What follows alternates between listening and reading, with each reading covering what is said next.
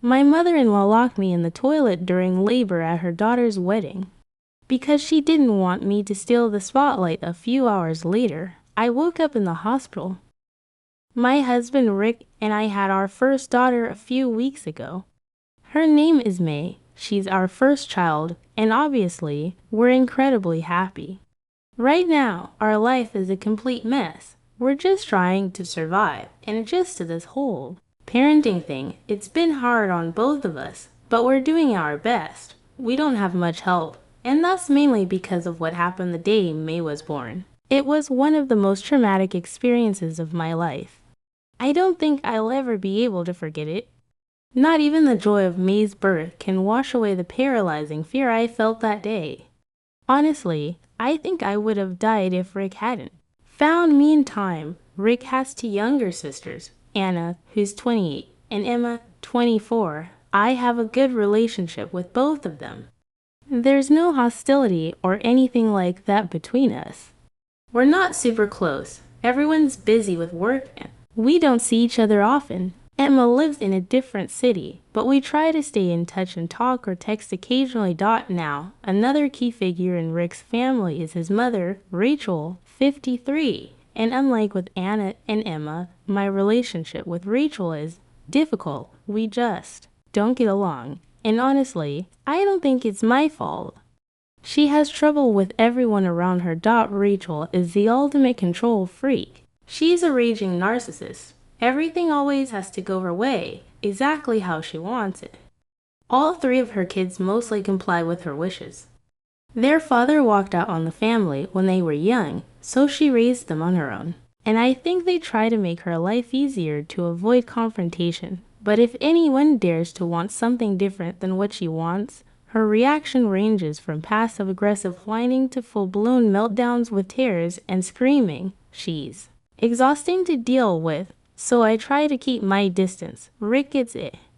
He knows his mom has a difficult personality, so he lets me handle her however I see fit. I also respect his feelings. She's his mother, and I don't try to interfere. Rachel doesn't like me much either, so she tends to stay out of my life, which works for everyone. But a few days ago, everything spiraled out of control. And it was all Rachel's fault. I don't think I'll ever be able to forgive her. The day May was born was the same day as Anna's wedding. It was a beautiful ceremony. Her husband, John, is one of Rick's close friends. He proposed about a year ago, and Anna asked me to be one of her bridesmaids. I said yes, but then, after Rick and I found out I was pregnant, I had to ask her to choose someone else. I knew I wouldn't be able to handle it. That conversation happened about 6 months after the proposal, so 6 months before the wedding. I was around 3 months pregnant at the time. I expected Anna to be upset. I was backing out halfway through. I thought it might ruin our relationship, but to my relief and surprise, it didn't. In fact, Anna was thrilled when I told her I was pregnant. She even completely forgot about the wedding for a second. When I said I wouldn't be able to fulfill bridesmaid duties, she replied, "All that matters is that you're okay." She even considered postponing the wedding because she didn't want me to miss it, in case May came early. Eventually, she decided not to change the date, for many valid reasons. And honestly, I don't think she should have changed it. Anyway, Emma ended up being the maid of honor, and I totally understood. Both sisters were busy with wedding preparations, so I tried not to bother them during my pregnancy, which was a very difficult one. Still, they kept in touch, checked in on me, and were always kind and supportive. I do feel guilty that I couldn't support Anna on her special day the way she supported me through my pregnancy. But I tried my best to show up for her however I could. The only person who was clearly unhappy about all of this was Rachel. I think she was annoyed that I couldn't be in the wedding party anymore, which caused some logistical issues. That was the only explanation that made sense at the time, and I could understand that. But the hostility didn't stop, even after Anna was perfectly fine with me stepping down as a bridesmaid. Anna never once seemed angry with me. But from that point on, Rachel became noticeably colder. I chalked it up to hormones, stress, and wedding jitters. I assumed I was just overthinking things. So I did my best to ignore it. And for the most part, I managed. But everything, and I mean everything, went to hell at the actual wedding. This happened 2 weeks ago. I was all ready, full term and ready to deliver any day. My legs were massively swollen. My belly was huge. I felt dizzy and faint.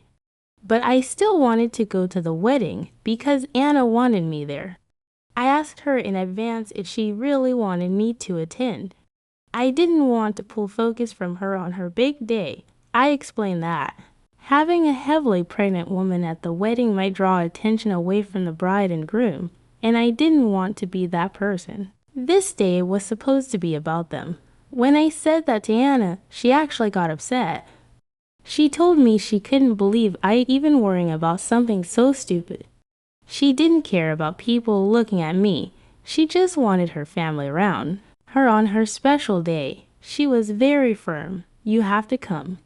Don't worry about the drama. And I believed her. Anna's not the type to sugarcoat things. If she didn't want me there, she would have said so. So I made up my mind.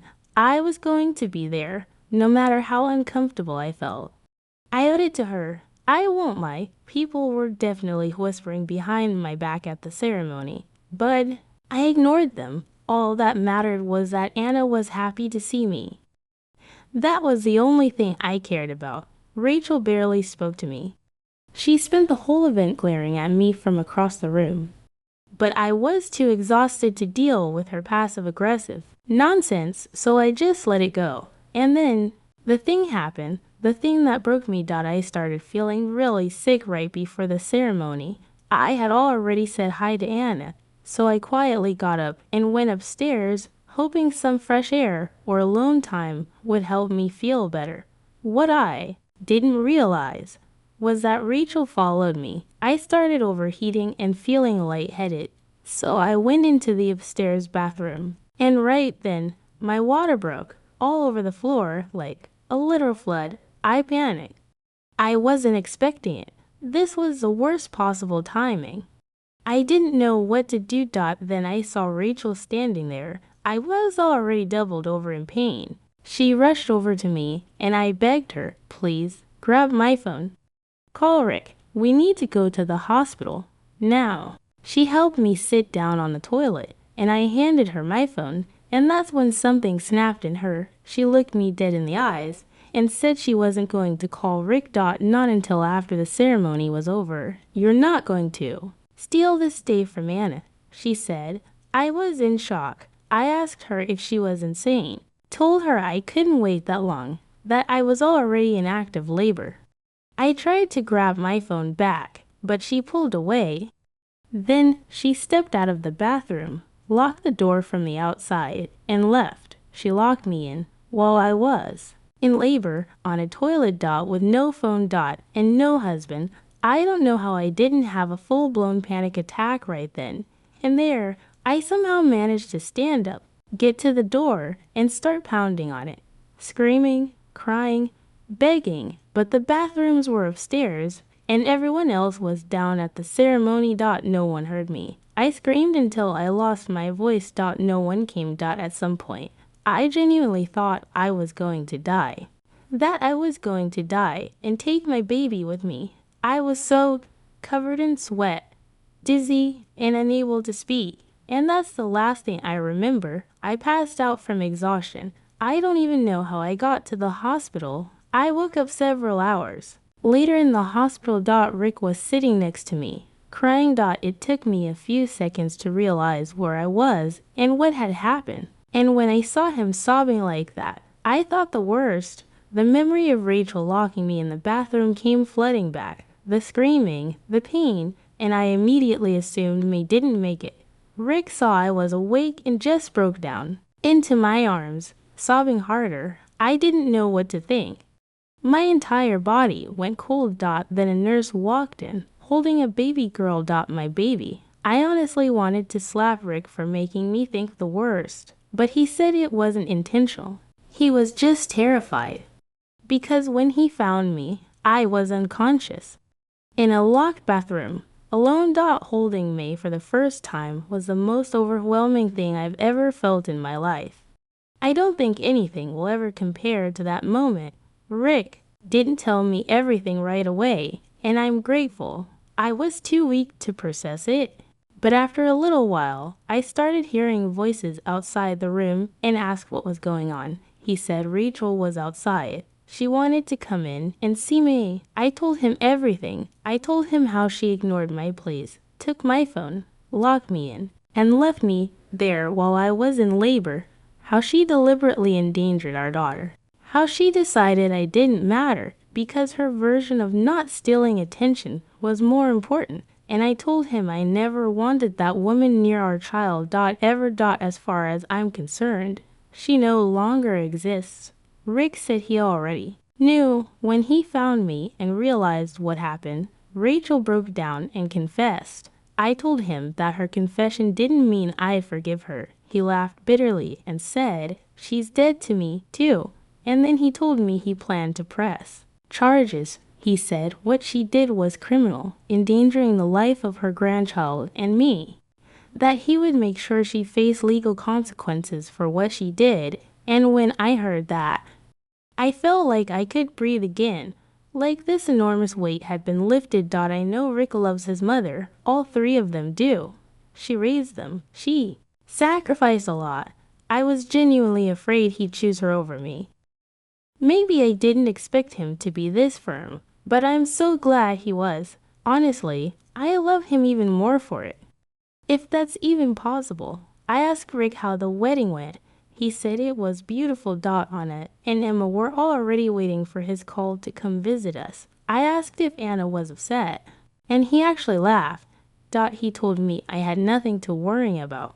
Anna was glowing with happiness. She kept saying the entire family was there, and that May's birth was the best gift she could have asked for. When he said that, I started crying. Again and begged him to call them. Within minutes, Anna, Emma, and John showed up in our hospital room. Anna and John were still in their wedding clothes, and Anna said she refused to miss the chance to take a wedding photo with her new niece. I completely broke down. It was one of the most beautiful moments of my life. After the photo, I apologized to Anna for ruining her day. She hugged me and said I had it all wrong. I didn't ruin it. I made it special. Then I told them what Rachel had done. From the moment we announced the pregnancy, how she acted, how she hated that I backed out of being a bridesmaid, how she acted like the pregnancy was an insult to the wedding, and finally, how she locked me in the bathroom while I was giving birth. Anna was furious. She said the only mistake I made was not telling them sooner. They could have stopped it. I told her I didn't want to create drama, but Emma jumped in and said, "Who cares about drama if you're not safe?" And that was when I realized they really love me. Not just as their brother's wife. They love me like family. That moment changed everything for me. Anna and Emma are two of the best people I've ever known. It honestly blows my mind that Rachel is their mother. It's like they looked at her and decided to be everything she wasn't. But you know what?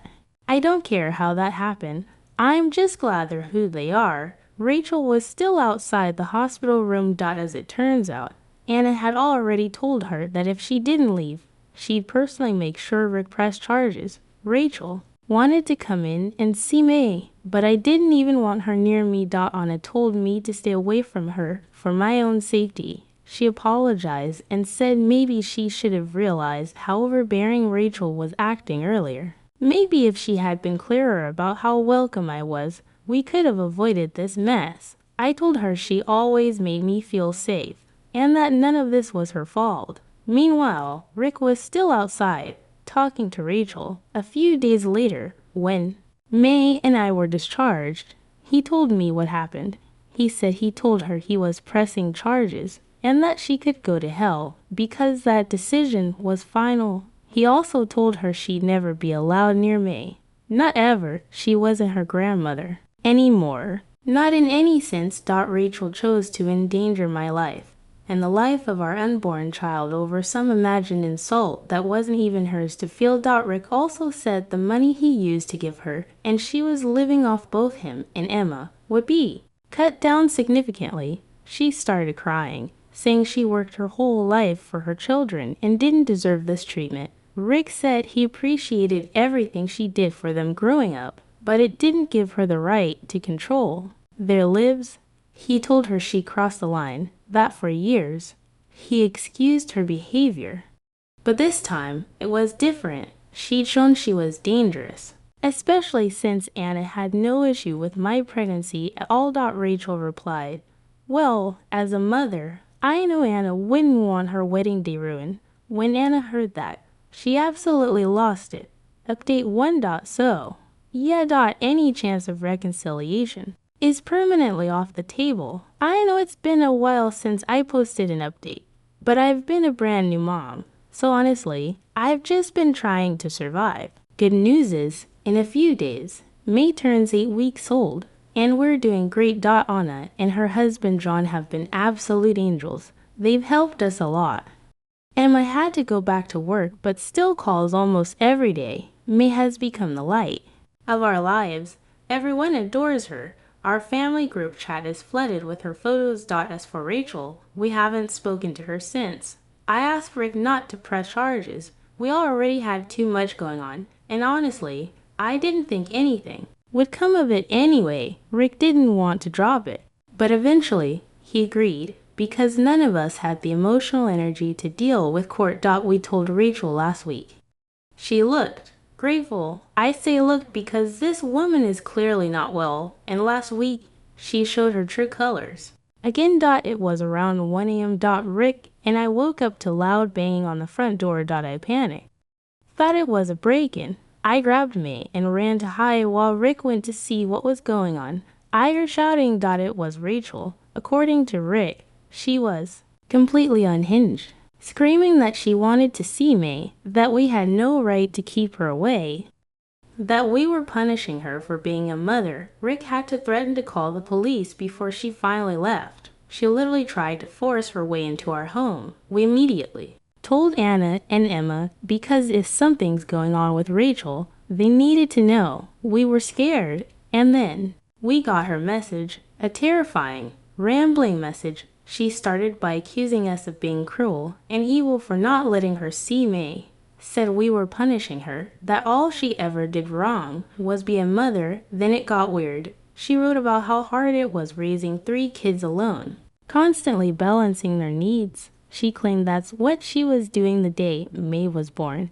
trying to balance things so that Anna didn't get overshadowed. She conveniently left out the part where May was in my womb and not even born yet, and that Anna had made it very clear she didn't care about the timing overlap. That part I could almost stomach, but then she wrote the part that broke me. She admitted that what really scared her was the idea that with May's arrival, she would no longer be the center of her children's lives. She said that when I announced my pregnancy, she expected Anna to be angry because, and I quote, "a normal woman would have felt that way." But when she saw all of us happy for each other, supporting each other, it made her furious. She said it made her feel replaced. That May, a baby who wasn't even born yet, had taken her place as the glue of the family. She wanted us to be jealous of each other, to fight. She hated that we were all happy together. When she realized my due date was close to the wedding, she hoped Anna would resent us, so the spotlight wouldn't be on May. But when that didn't happen, she snapped. Everyone was excited about May, and she felt humiliated, like a baby had stolen her role. There was more. She kept going, paragraph after paragraph of pure delusion. I showed the message to Rick and told him she was dangerous and mentally unstable. I asked him to block her. I've had a headache ever since reading it. I just can't believe a 53-year-old woman would compete with a newborn. It's beyond comprehension. And I'm done trying to understand her. We sent the entire message to Anna and Emma.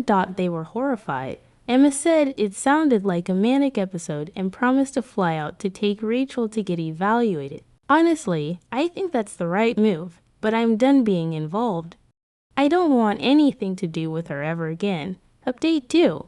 We got a restraining order. Rachel hasn't tried anything else since, but we're still being careful. Emma took her for a medical evaluation. She spoke to a psychologist and a psychiatrist. Turns out, Rachel is mentally stable. She was diagnosed with generalized anxiety disorder. That's it. The doctors said there was no medical reason for her behavior. They recommended therapy.